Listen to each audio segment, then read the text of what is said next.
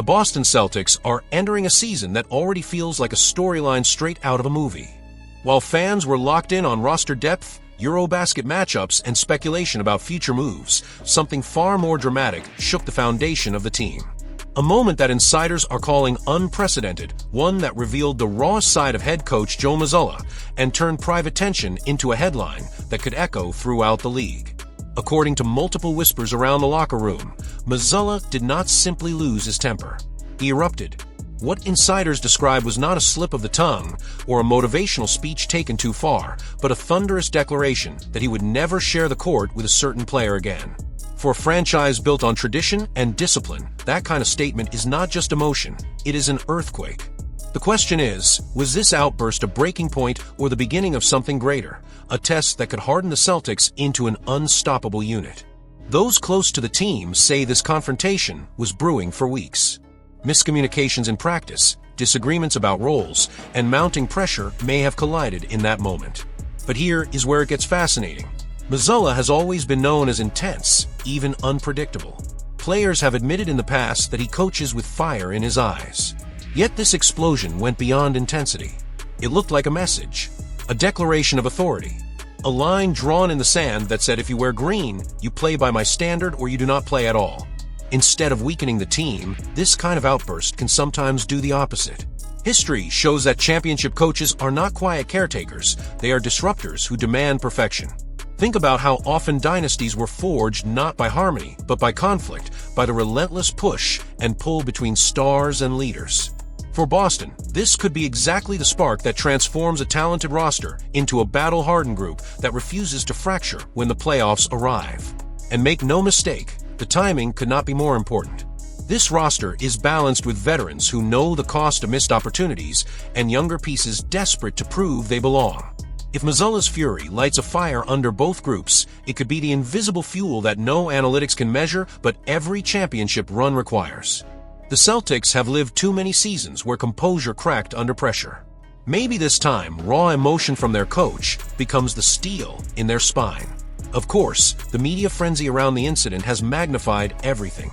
Social networks are filled with speculation, with fans dissecting body language from practices, screenshots from sideline huddles, even background noise in interviews. Yet inside the organization, the silence has been deliberate. No denials, no apologies, no clarifications. That silence itself might be strategic. When a team chooses not to calm the storm, sometimes it means they want the storm to rage because it forces players to pick a side, to commit fully, to confront the uncomfortable truth of how badly they want to win. The Celtics front office is not blind to this. Executives know that public perception is important, but banners matter more. If Muzzulla's outburst unsettles the team in September but forges unity by May, every fan will remember the fire, not the smoke. And here is the twist nobody is talking about. There are whispers that this eruption has already shifted internal hierarchies. Players who once saw themselves as untouchable are realizing their spots are not guaranteed. Young role players are practicing with renewed hunger, sensing an opening. Veterans are rallying in closed-door meetings, pledging to carry the weight together. The truth is, outbursts like these are crossroads. They either fracture a team beyond repair, or they galvanize into something terrifyingly strong. For Celtics roster already loaded with talent, it might be the exact catalyst they needed. Every season, one moment changes everything.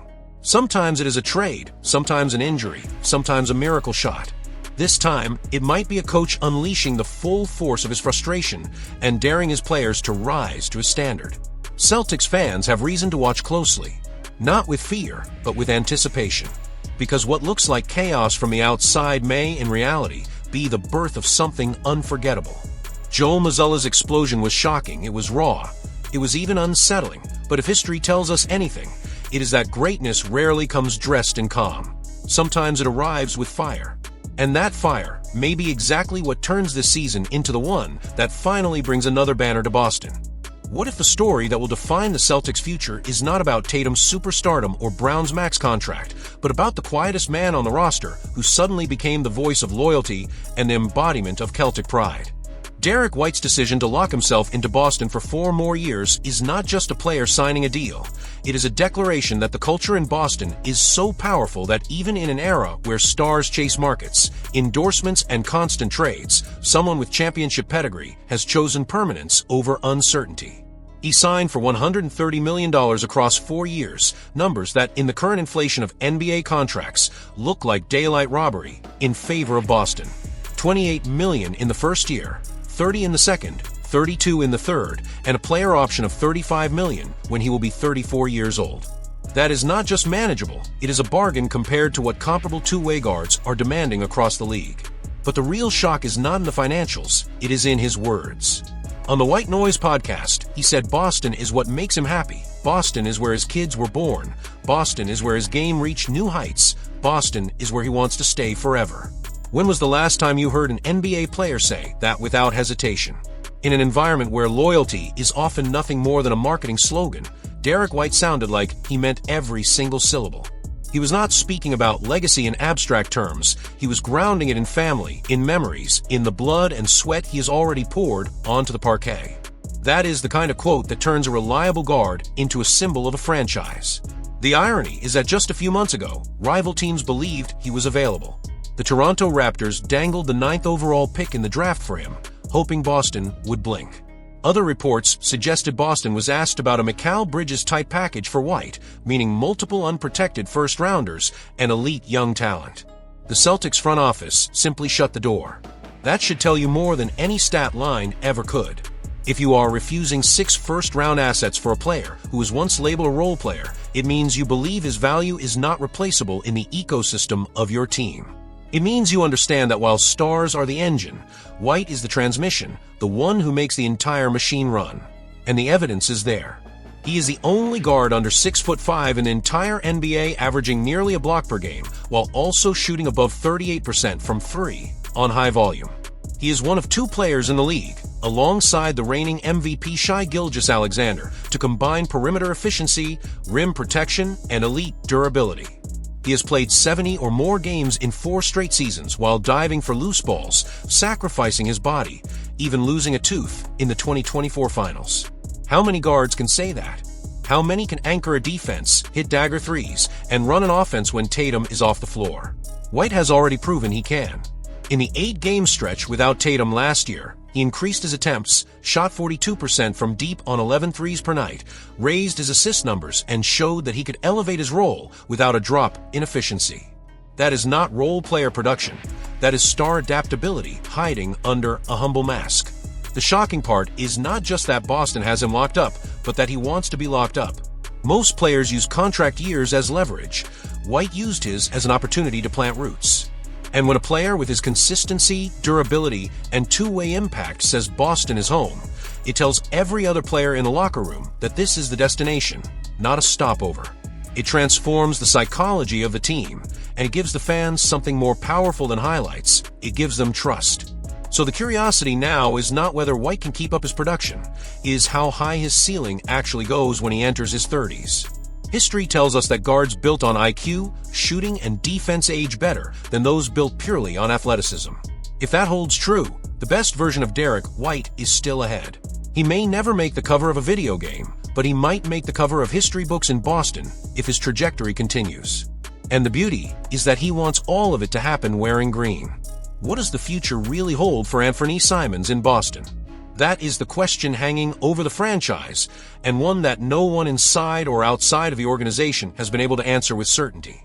The strangest part is that his Celtics career technically has not even started.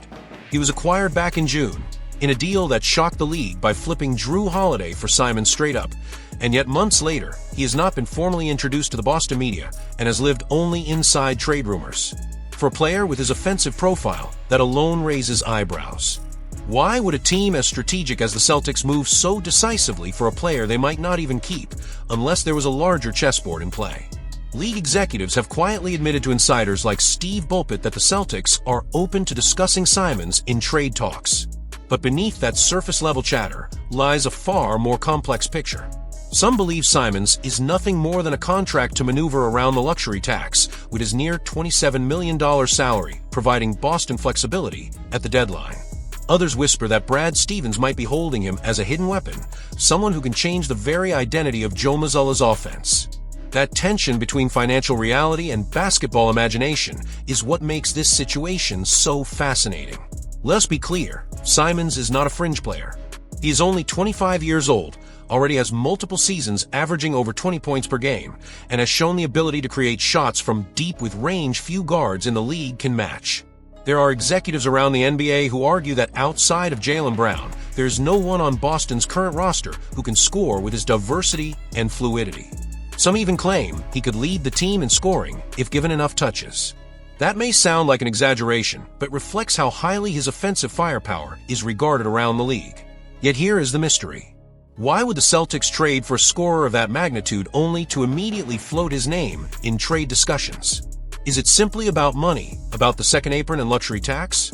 Or could it be that Boston is quietly testing the waters to see just how much value the market places on a guard who is both explosive and on an expiring deal?